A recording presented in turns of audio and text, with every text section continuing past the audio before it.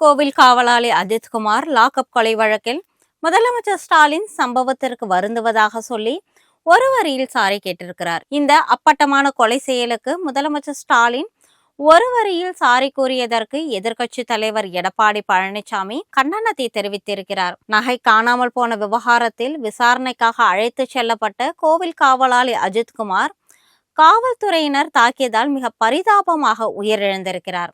விசாரணையின் பொழுது போலீசார் தாக்கியதில் அவர் உயிரிழந்த இந்த சம்பவம் தமிழக அரசுக்கு பெரும் தலைவலியாக மாறியிருக்கிறது. இந்த விவகாரத்தில் ஏற்கனவே 5 காவலர்கள் கைது செய்யப்பட்டு சிறையில் அடைக்கப்பட்டுள்ளனர். டிஎஸ்பி சஸ்பெண்ட் செய்யப்பட்டிருக்கிறார். எஸ்பி காத்திருப்போர் பட்டியலுக்கு மாற்றம் செய்யப்பட்டிருக்கிறார். இந்த வழக்கு சிபிஐ விசாரணைக்கு மாற்றப்பட்டிருக்கிறது. மேலும் திருபுவனம் போலீஸ் நிலையம் முன்பு இருந்த சிசிடிவி காட்சிகள் உள்ளிட்ட ஆவணங்கள் விசாரணை நடத்தும் மாவட்ட நீதிபதியிடம் ஒப்படைக்கப்பட்டு இருக்கிறது. அதோடு மட்டுமல்லாமல் நடந்தது நடந்து போச்சு, அரசு வேலையை வாங்கி கொண்டு அமைதியாக இருந்து விடுங்கள் என்பது போல் அஜித்குமாருடைய தம்பிக்கு அரசு சரி கட்டி இருக்கிறது என்றும் பலரும் விமர்சனம் செய்து வருகின்றனர். இந்த சம்பவம் தமிழக அரசுக்கு ஒரு கடுமையான நெருக்கடியை ஏற்படுத்தி இருக்கும் சூழ்நிலையில் அஜித்குமார் காவல் விசாரணையின் பொழுது உயிரிழந்ததற்கு கண்டனம் தெரிவித்துள்ள முதலமைச்சர் ஸ்டாலின் இது ஒரு நியாயப்படுத்த முடியாத தவறு என்றும் இதற்கு பொறுப்பானவர்கள் மீது கடுமையான நடவடிக்கை எடுக்கப்படுவதாகவும் உறுதியளித்திருக்கிறார்.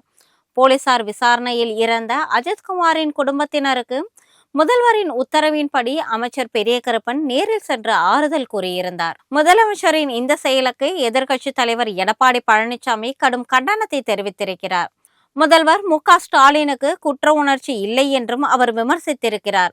இது குறித்து அவர் வெளியிட்டிருக்கக்கூடிய எக்ஸ் தள பதிவில் முதல்வர் மு.க.ஸ்டாலினின் தொலைபேசி உரையாடல் அலட்சியத்தின் உச்சம் என்று மிக கடுமையாக சாடியிருக்கிறார்.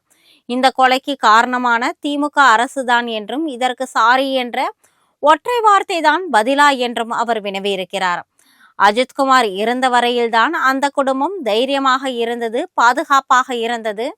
அவர்களின் தைரியத்தை கொலை செய்துவிட்டு தைரியமாக இருங்கள் என்று சொல்வது முறையா என்றும் எடப்பாடி பழனிசாமி கேள்வி எழுப்பியிருக்கிறார். முதல்வரின் பேச்சில் கொஞ்சம் கூட குற்ற உணர்ச்சியே இல்லையே என்றும் அஜித்குமார் இறந்து 4 நாட்கள் கழித்துதான் எதிர்க்கட்சியான அதிமுக சார்பாக நீதிமன்றத்தில் வழக்கு தொடரப்பட்டு அதன் அடிப்படையில் நீதிமன்றம் விசாரித்து கடுமையான விமர்சனங்களை வைத்த பிறகுதான் முதல் தகவல் அறிக்கை பதிவு செய்யப்பட்டு கைது நடவடிக்கை மேற்கொள்ளப்பட்டு இருக்கிறது என்றும் இது என்ன திமுக ஆட்சியில் முதல் முறையாகவா நடந்திருக்கிறது, இது 25வது முறை என்றும் அவர் பதிவிட்டிருக்கிறார்.